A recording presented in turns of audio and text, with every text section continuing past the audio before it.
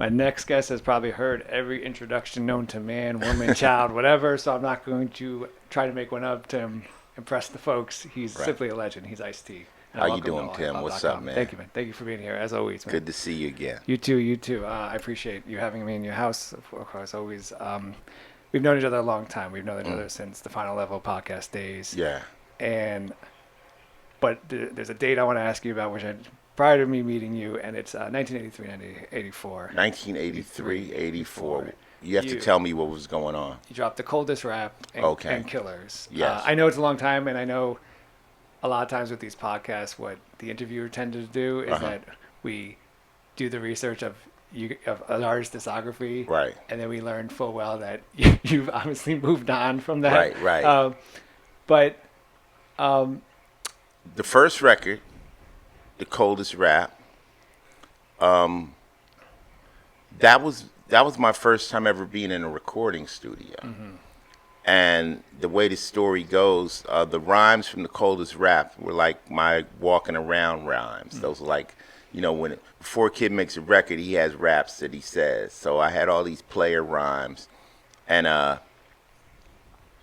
was at a beauty parlor called Good Fred's, and I was saying the rhymes to these girls, just entertaining them. And this guy named Willie Strong walked up and said, "Would you like to make a record?" Willie Strong and Cletus Anderson owned the main record store. I'm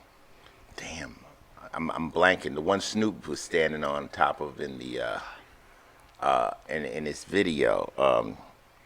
Lord have mercy, I can't even. But the biggest record store in Los Angeles, and wow, blank. But anyway, they came at me, and I was like, "Okay, you guys own a record store? You record guys?" And they were like, "Yeah, man, we got a studio, we got everything set up, And literally, they Run DMC's record. They put me inside a Cadillac. The chauffeur drove off, and he never came back. And we went to a studio, and they had this music that was produced by Jimmy Jam and Terry Lewis, who were at the time, and at the time they, later worked with Janet Jackson. And there was some girls singing on the song, and they took the girls off. They pulled the tracks and left me with this record with this wind blowing and stuff. And I just went in there and I just said my rhymes, and I made the hookup. I'm a player, I'm always mean. I rode Mercedes-Benz when I was 17. From the womb to the tomb, I run my game, because I'm cold as ice and I show no shame. That was the hook. I'm a player, that's all I know. On a summer day, we play in the snow. Talking about cocaine. From the womb to the tomb, I run my game. So I had all these, and then I would just say my other rhymes I just had in my head. I didn't write anything. Wow. And it was called The Coldest Rap. And that was my introduction into music and making records. And I made about $250 off that record. Never made any royalties. And I think you were doing an interview with Brian Coleman, who wrote Check the Technique. Right. And something you said when he was asking you about that record is that you didn't go into this for a career. I think the quote was something like, "Who's like what rapper did you know that bought a car?" or something. This is before rappers had become successful.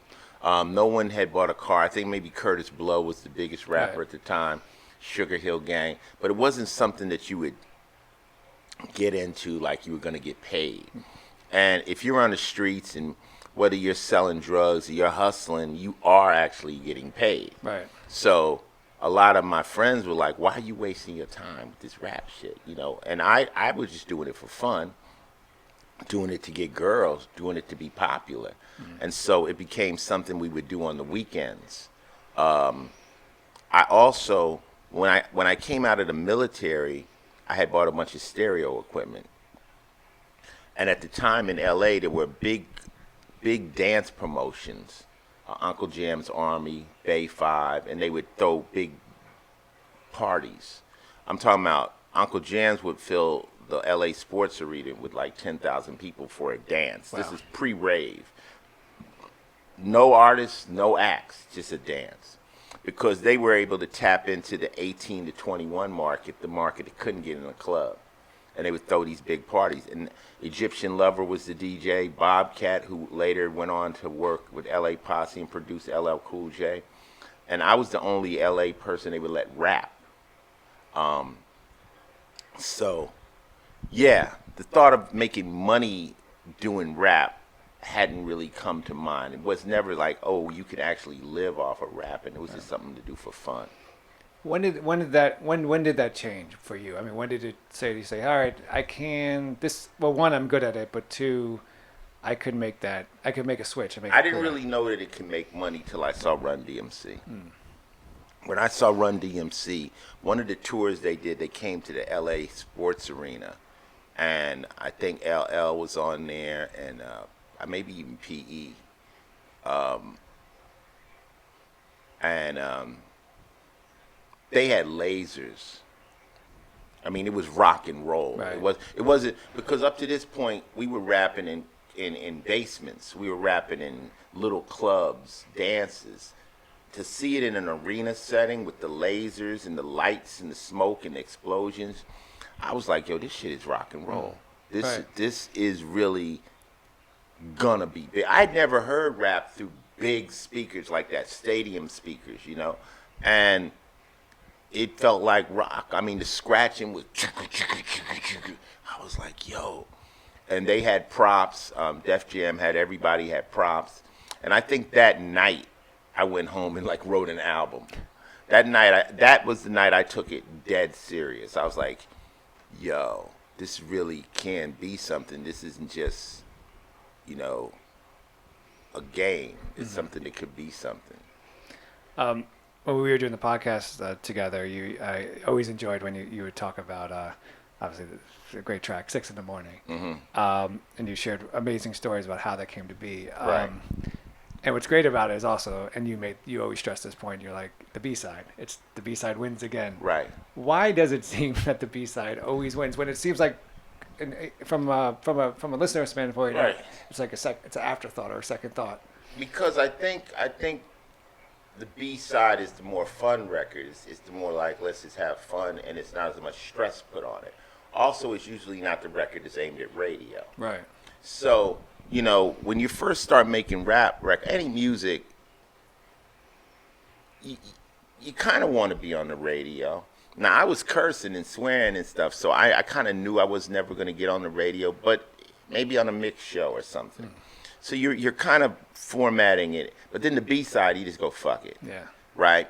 And, you know, to rehash the 6 in the Morning story for people that may not know, I was hanging out in L.A., and I was in a club in Santa Monica, and I heard PSK. And at the time, I was rhyming more like LL. I was battle rapping, you know. All my raps was about how I would dismember you as a hit, you know, you don't quit, dog in the wax, all that kind of stuff, you know, and aggressive. And when I heard Schoolie D, first the track was like, sounded like angel dust. It was like, and he said, PSK's making that green. And at the time, he was so laid back, and everyone was yelling. All the rappers were running. Run was yelling, L was running. So I was like, this is cold. So then I researched the record, and I realized he was singing about Parkside Killers, which was a gang. I'm like, oh, he's really singing some street shit. Right. Now, up to this point, I hadn't really dropped street shit in my music. I was like just trying to rap like a rapper. And my boys was like, talk that shit you be talking, like the stuff we like.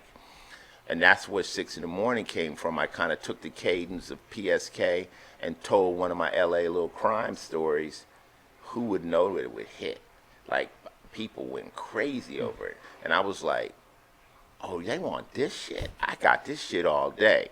But, you know, I just was just totally unaware. I always tell people, like, my career was like, you come over here and I make you a peanut butter and jelly sandwich. Yeah. And then you go, this shit is crazy. You should sell these. I'm like, them?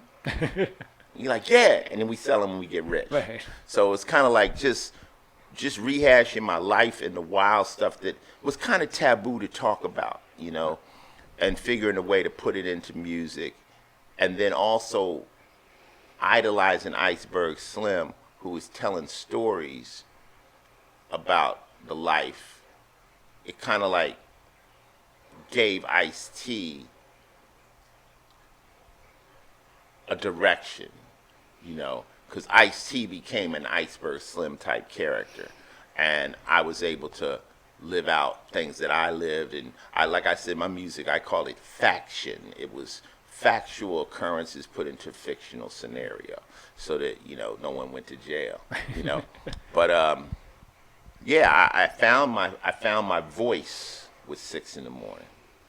You're obviously someone that, you say from your career that you see ways that you have to do something different, whether it's not just emceeing but acting, producing, et cetera, et cetera. And I think that shows early on in after you dropped Rhyme Pays, and I think you had there's an interview I read. You said, I knew then that I had to rhyme different styles. I knew that right off the bat. Well, being a solo rapper, I remember when I wanted to be in a group, and I met Grandmaster Caz, and one of my earliest mentors, and he was like, if you could put on a 4-minute record and rap from the front to the end of it, you don't need to be in a group. He said a lot of people in a group can only do 16 bars. Right. You're a soloist. If you can rap that long consistently, and he's like, you can always be in a group, but don't sell yourself short. So, damn, I lost my train of thought. What did you say? Knowing to rhyme different styles. Oh, so now you're a solo artist. Well, of course, if you're doing singles, that's okay. But when you're doing an album, you don't want to have the same rhyme style on every song. So I would always change the way I would rap based on the song. If it was a song where I wanted to yell, like Midnight, I give you that Midnight approach. If it was you played yourself, now I'm laid back, it's in the cut. And for me, a lot of great rappers, to me, that's where they fall short, is that it's the same cadence, it's the same thing, the whole album. Right. And that burns out my eardrums, you know what I'm saying? I'm like, I want to hear a little bit of, And I work with rappers, and I try to get them out of their normal way of rapping. Like a lot of times I work with somebody, I say, no, talk this one. Just talk it. Don't rap it, just talk it. Or bring it down, or get more serious. And a lot of times it's difficult for them because they're so caught in a certain way of rapping. And when I'm produced by other people, a lot of times they're like, okay, that was a way of doing it, do it another way. And I'll rap it a whole nother way. And they say, okay, give me another way. And then I'll do it another way. And they go, that's the one, let's do it like that. Because there's a lot of different vocal deliveries you can do. You can do a very aggressive one. You could do one that's almost like you high, like laying, and you never know which one is going to lock with the track better. So, is that now that rap is obviously the most successful number one genre out there, mm-hmm. and you are seeing a lot of kids that they're like, oh, we can make money off of this, mm-hmm. finally, and then they hear kind of the same. They hear the radio and they hear very similar cadences. Mm-hmm. Are you finding that more of a challenge to get kids to? Is the conversation like, do you want to? Yeah, you can make whatever millions of dollars off this one single, but you're gonna be maybe a one and done if you do that, or? I mean, I don't really care. Like, I kind of learned my lesson about commenting on other people's music. When I went through the whole Soulja Boy thing, and that thing wasn't even intended. That was me in the recording studio and somebody poking fun at me in the booth. Yo, Ice, they don't want to hear you. They want to hear Soulja Boy. They want to hear you. And I was like, yo, fuck them niggas. But it wasn't malicious. I didn't even know, dude. Right. But then it turned into me being a hater and not liking the music and this, that, and the third. And I learned from that experience that music is all preference, and it has a lot to do with age and what is relevant to you at the time. Right. So if there's 15, 16-year-old rappers, what they're rapping about, you can't expect a grown-ass man to ID with that. That's another world, you know? So when you're 15, you're thinking about the new sneakers. You know what I'm saying? When you're my age, you might be thinking about the price of jet fuel. Right. You know what I'm saying? You're in a whole nother place, so of course it might sound foolish or crazy, but who are you to judge because it's not meant for you? Right. So now I can listen to all new artists, and some of them I like, and some of them just aren't my cup of tea, so to speak. But for me to say it's whack, you know, I'm whack to some people. They don't like me. Right. You know what I'm saying? So I just know as an artist, you're either going to do one or two things. You're going to be really, really hot and make a lot of money, and it's a rap. Or you're going to be able to sustain a career for a long period of time, but that's going to require you to do a lot of different things.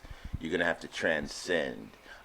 Very few people will be able to just rap consistently their whole career. And even if you look at somebody like Jay-Z, who's a billionaire, his money is made off from rap. Right. You know what I'm saying? His money is liquor, his money is clothes, his money is a lot of different things, real estate clubs. But he's been able to stay consistent. Nas too, but Nas has money in technology and all these other things. So even if you do maintain that musical career, you're going to have to invest your money outside of it. Yeah. It's not all going to be made from rapping. Right. You know, Kanye's made a lot of money, but he's from Adidas. Right. Yeah. You know, so rap is something that opens the door for a lot of other opportunities. You just have to be smart enough to take it. I have to ask you about the. This will be a very weird way of telling you how I got about this, but I want to ask you about the track Colors. And, Okay. and partly because now that I have two kids, we don't get to listen to my music in the car. Right. You know, you get to listen to other. And there's a artist they like who does a song called Colors, who's definitely not the same version you did. Right. But I remember being maybe 11-year-old, going to my friend's uncle's community center. Mm-hmm. I was watching the film Colors, your track coming on, and all 12 of us at 145th Street and Convent Avenue just started singing along with it. Right. And it's one of those memories. There's a lot of to that day. Was this track? Was the track created because of the film, or was it something you already wrote and then someone came up to you and said, "Hey, I have this movie. Can we put them together?" The story goes like this: I was signed to Warner Brothers Records, and I was signed to Sire, which is Warner. Warner had the soundtrack for Colors, so when they wanted to use my song "Squeeze the Trigger," which is on the Ryan Pays album. Well, somebody told me, well, if they want to use your song, you can ask to see the movie, right? So I wasn't going to say no, but I said, hey, can I see the movie? And they said, sure. So they screened it for me. And me and Islam sat there and we watched the movie. And when the movie was over, we didn't hear no title song. So we were like, is there a title song to this movie? And they go, yeah, it's done by Rick James. Now, for trivia, find the Colors album, go to the B-side, and listen to the last song. It's a song by Rick James called Colors. So I listened, and I'm like, get the fuck out of here. I mean, I love Rick James, but he can't. And so, you know, me being from gang culture, never been in a gang officially, but I've been affiliated with Crips, Bloods, everybody in L.A., because that's where I grew up, Crenshaw High School, all that. I know gang banging like the back of my hand. I know everything about it, why, who, what, loud. So I told Islam, I said, we should do this song. So we said we'd submit it. So we went in the studio, and at the time I was rocking this song by King's Son called Mythological. And it goes mythological, mythological. And when he comes on, he says, when I get ill, it's a reason, 'cause it's duck season, hunter of the fronter. Then here I come. I am a nightmare walking, psychopath talking. So I use the cadence of mythological and just wrote a song from the perspective of the gang member, you know. And that's one of the things I've always been able to do is write a song from the perspective of a hustler, write a song from the perspective, you know, like become other people. I became the cop killer and got in trouble with body count, Right. you know. So I wrote the song, and because it was so official, it's funny, people actually think I was in the movie. They look, I liked you in Colors. I'm like, I wasn't in the movie. But that song, it really woke up America to gangs, because up to that point, the only image of California the world had seen would be David Lee Roth's California Right, Girls. right. They didn't know about anything about gangs. And when I put that on the map with the movie, people said, oh, L.A., something's happening in L.A.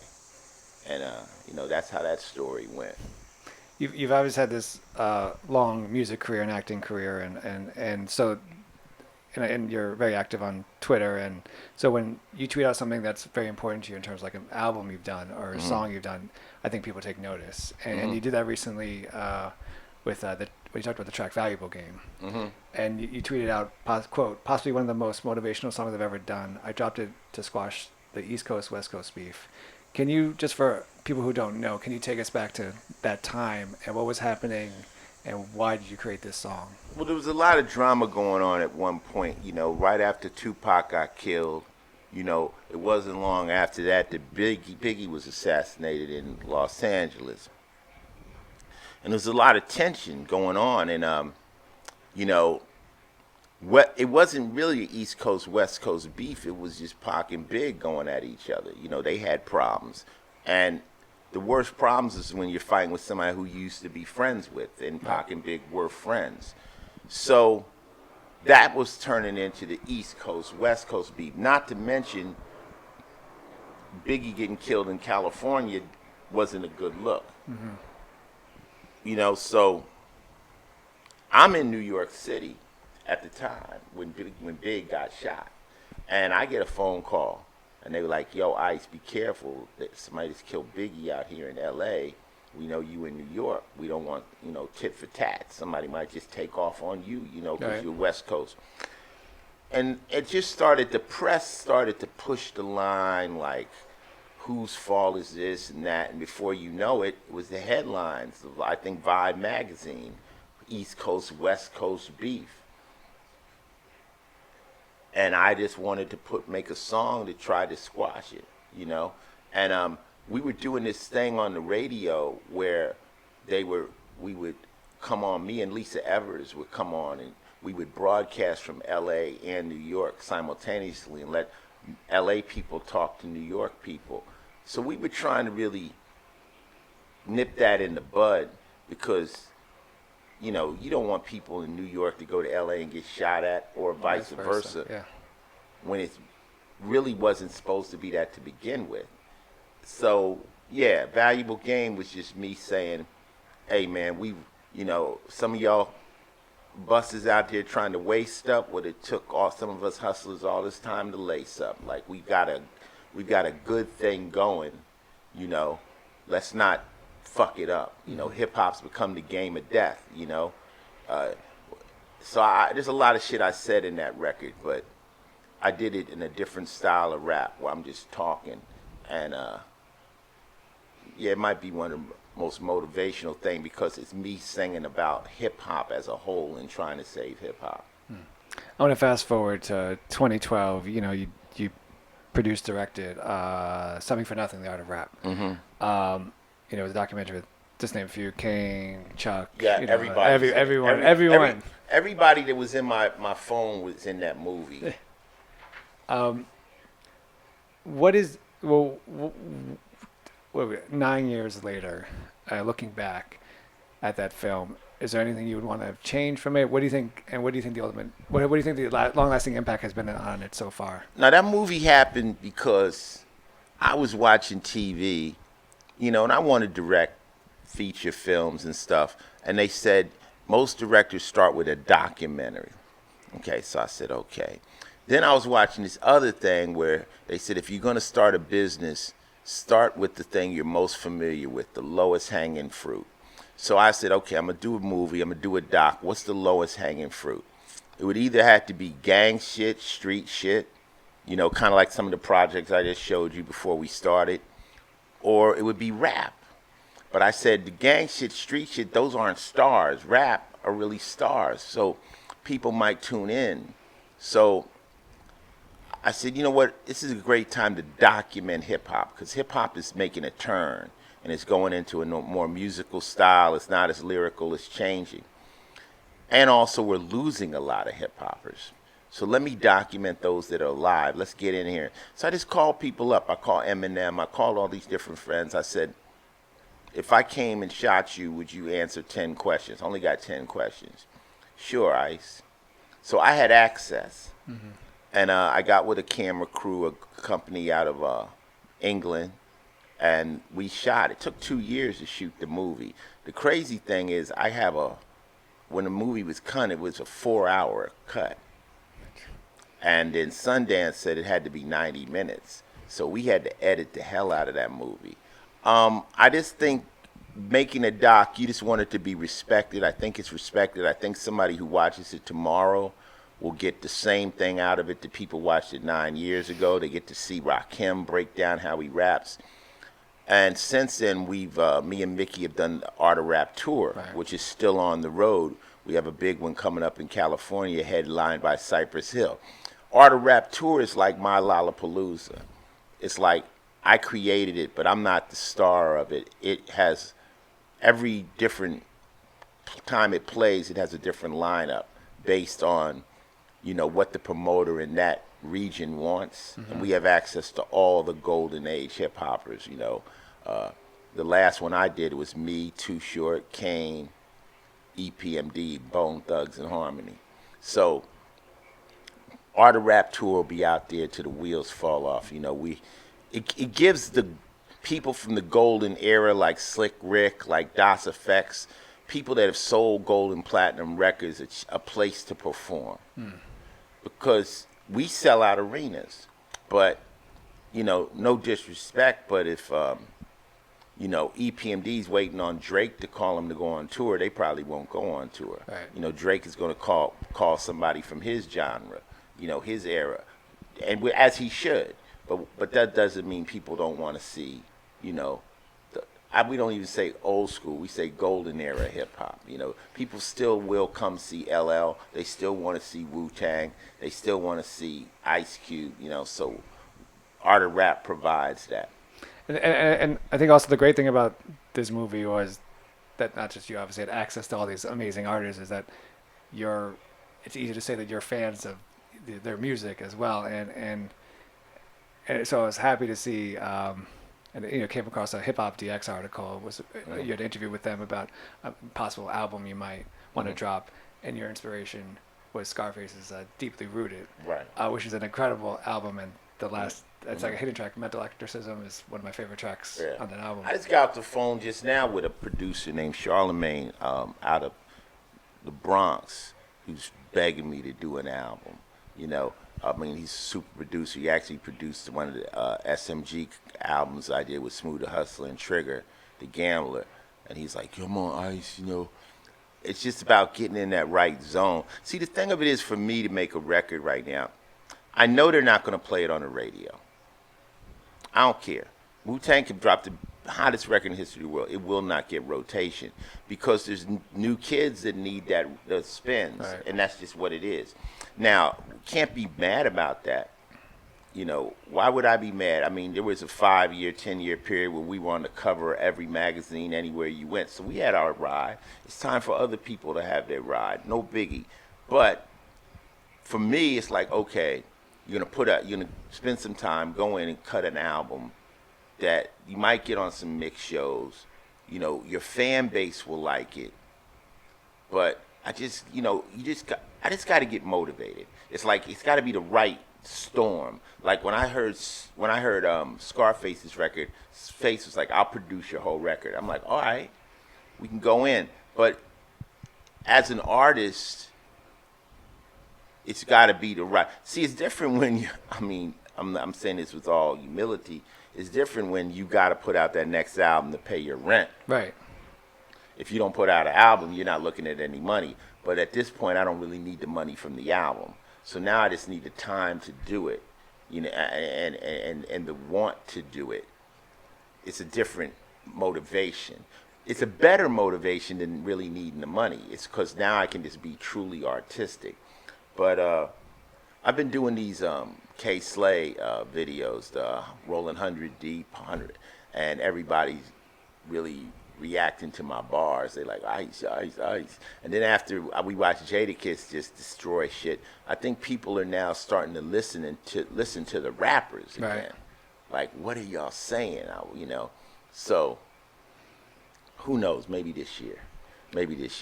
And you wouldn't necessarily, because of where you are in your career, you wouldn't necessarily have to go on tour for the album or sell the merch. I would just do the album just to do it. What was it about? I mean, there's so many, I think, amazing tracks on Deeply Rooted. Mm-hmm. What was it for you? What was it about that album that kind of stood out to you? I just liked the fact that it was mature. It was him rapping from who he is now. Nobody wants to hear me rap like 18-year-old Ice-T. They want to know what's going on in my life now. The thing of it is they don't think there's no struggles. They don't think that, okay, well, Ice, you relatively successful, but you don't have no problems. Nah, I could go out here in the street. Like Chris Rock said, I'm famous from about 10 feet away in good light.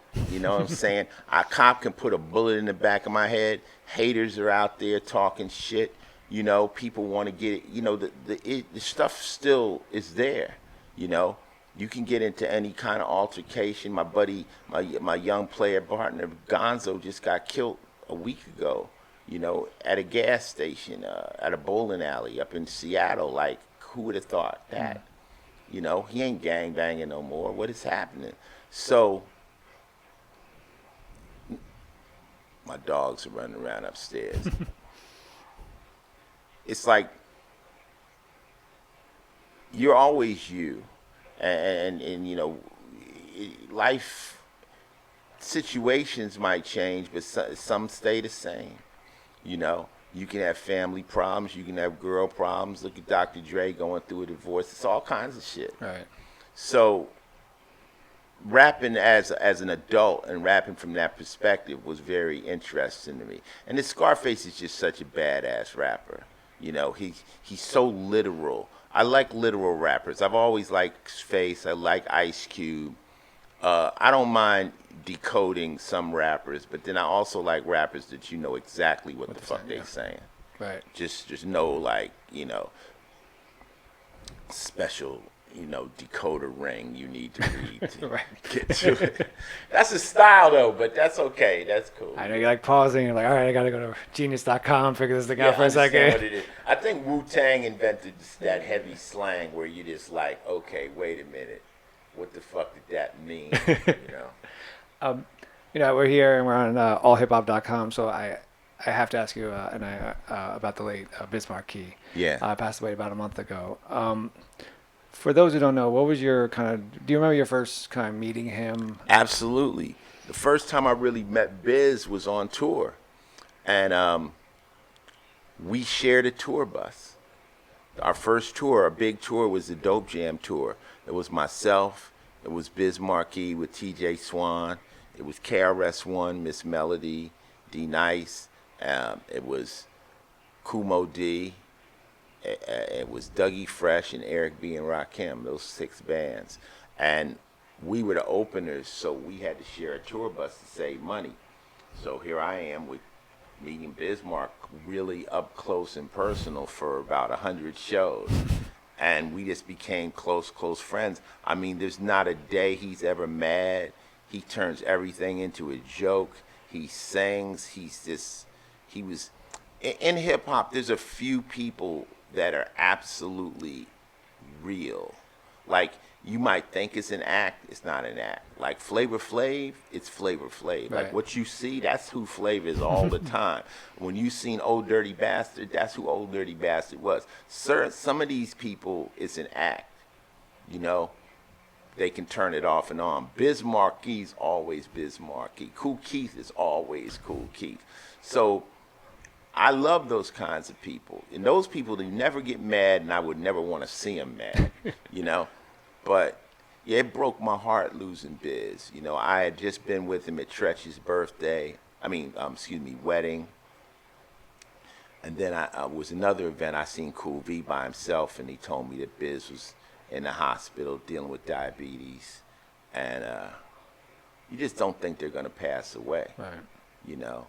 And so many people are dying from COVID.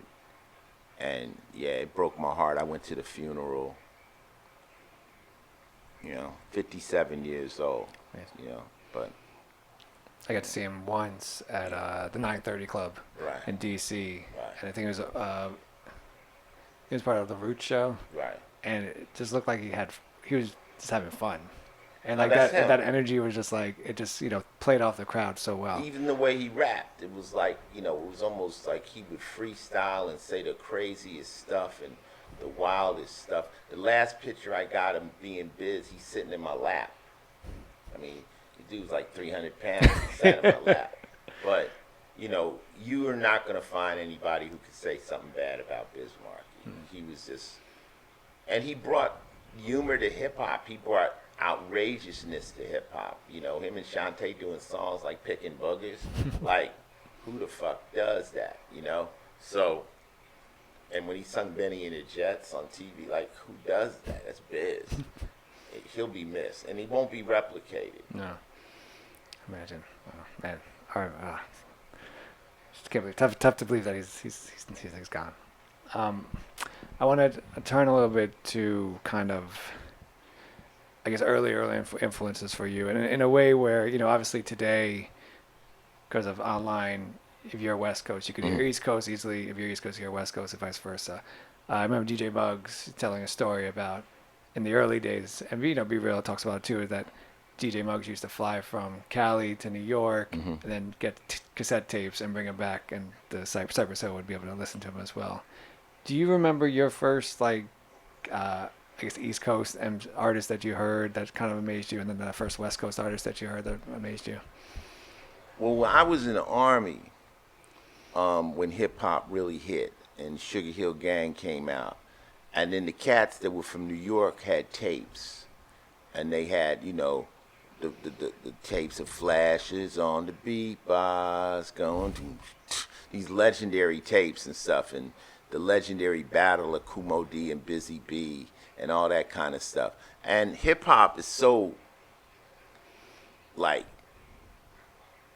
it's just so entrancing. Like, when you first see hip hop and the elements, you look at graffiti, you're like, yo, that's so dope. Or you watch a DJ, you're like, that's so dope. Or you watch a breakdancer, everything is fascinating. So hip hop has like 4 big hooks that'll catch you. One of them will catch you, Right.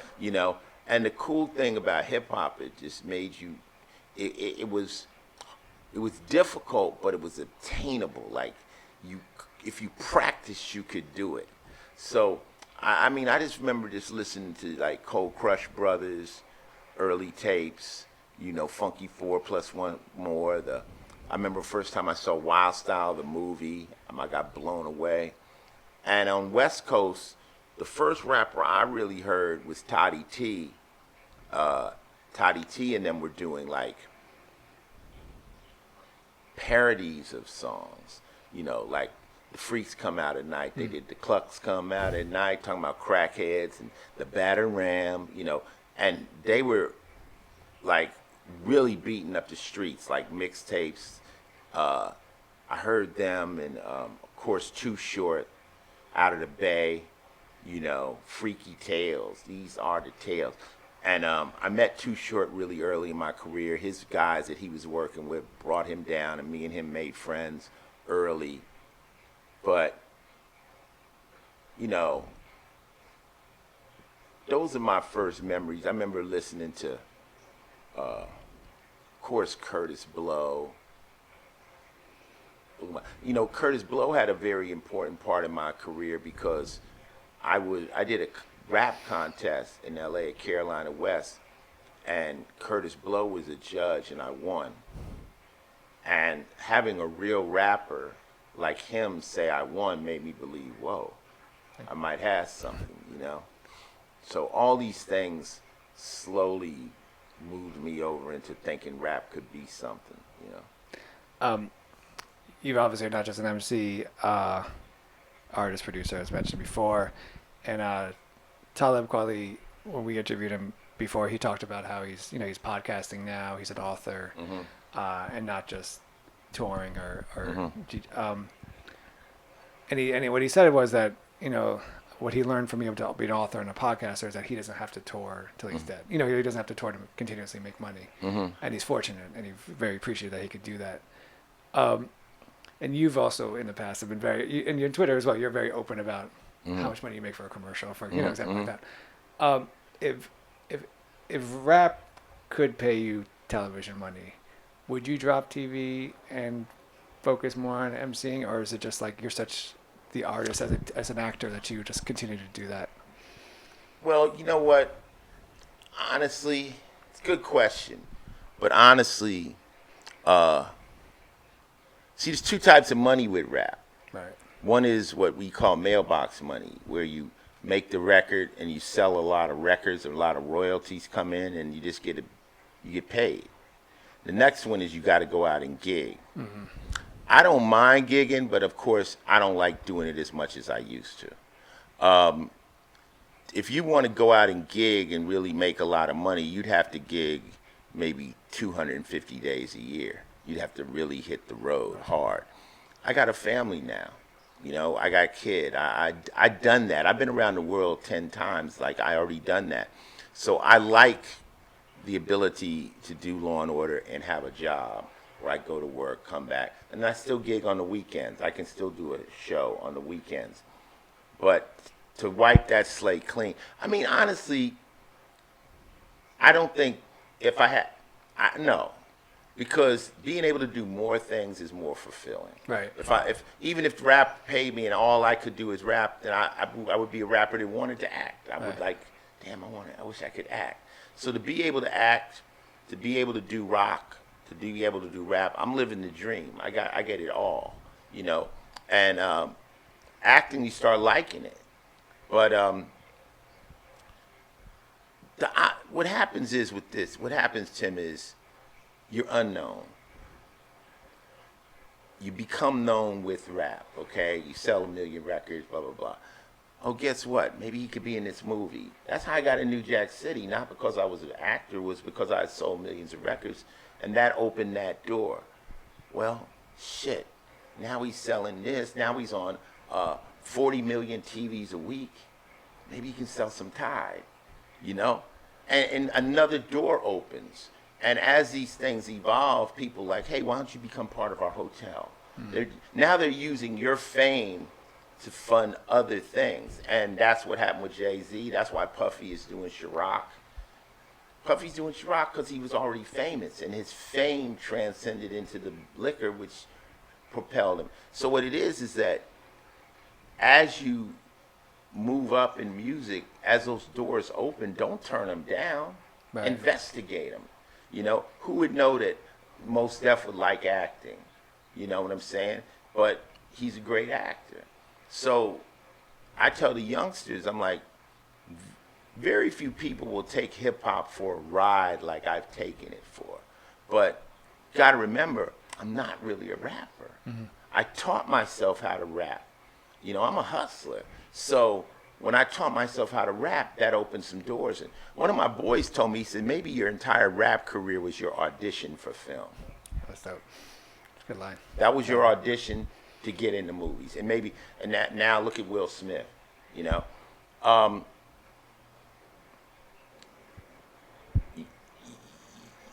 As you get older, your time becomes more precious. So the compensation for your time becomes into play. So if you're going to make an album and it's going to take a year of your life and you're going to bust your ass and do it, and you put it out and it only sells X amount of dollars, it's like a wasted year. So you're like looking for something that's more guaranteed. So when I go on Law and Order is a season. You get picked up for 3 seasons. That's 23 episodes a season. You know what you're getting paid per episode. You put that in the bank. Right. Right? With music, you're going to put out that record and you're going to hope it sells. And they may not sell. Or you think I'm going to go on tour and COVID hits and there ain't no tours. We put out the Carnivore album last year. 2 weeks after we dropped it, COVID hit. We haven't been able to play one song off that album, the album that won the Grammy, live because of COVID. We just played a concert 2 weeks ago, and that's the first time we were ever able to play anything off of that. So I think a smart hustler is going to cover his lanes. You want a multiple income streams. You want, do a little music here, do something for a video game here, do a commercial here. Just play all your options. A few more questions. Yeah. You talk about body count. You talk about an MC. Is there a song, or maybe a line from a song in Body Count that you're like that kind of impresses you yourself? That you wrote that you're like, oh, I'm good. And then there's a line as an MC that you kind of wrote, or a song that you're like, oh wow, I can't believe I've created that. I don't know. I think the last album, my favorite song, the one I get the most inspiration out, is a song I did called "On Another Level," which is, how I push past. You said I'd never be shit, and it's an inspirational song I did with Jamie Jasser, and now I don't know far as one of my lyrics that fascinate me. I don't know. There's so many. I say so much wild shit. I don't know, and people, no. No, I mean because it's bars, so it's bars and stuff. Like the rhyme I do on my show now. I do this thing where I play Bobby Shmurda's beat, and I say bitch niggas perpetrating the sport, fake motherfuckers reading Rob Report, bitch boy, you'll never get far. You suck a dick for a play on World Star. I ride hard, black car bent in the tent. It's all good. Too much wood. Haters truly hate what they wish they could. I'm golden when I'm rolling all up in your hood. Gang bang, black tie tux with the upper crust. Step to me stupid outside, I might fucking bust. Stop lying, bitch, let the truth speak. Start dying, no vegan, I cook beef. I'm rough terrain, bad traffic. M16 fully auto with the holographic. I'm so classic, I peel your cap back. Anyone can get it fitted a snapback. I'm that old school nigga with the gray hair paralyzed, still have you killed from my wheelchair. I said I have you killed from my wheelchair. I think I caught a body about a week ago. Wow. So, it's just rhyming and to me, good rap don't require a beat. It's just lyrics and I tell cats, I say, the trick is it has to be entertaining.